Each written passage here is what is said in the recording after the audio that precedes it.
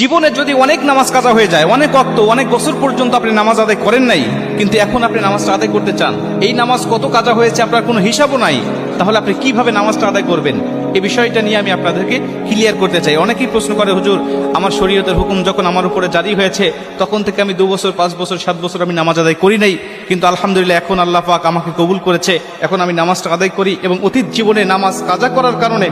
আমার ভিতরে অনুশোচনা আসছে, হুজুর নামাজগুলো আমি আদায় করতে চাই, কেমনে করে নামাজ আদায় করব? শুধু তওবা করলেই হয়ে যাবে নাকি আমাকে সেই নামাজগুলোকে হিসাব করে করে আমাকে পড়তে হবে? অনেকেই বলে, হুজুর হিসাব করা তো সম্ভব নয়, তাহলে কিভাবে নামাজটা আদায় করব?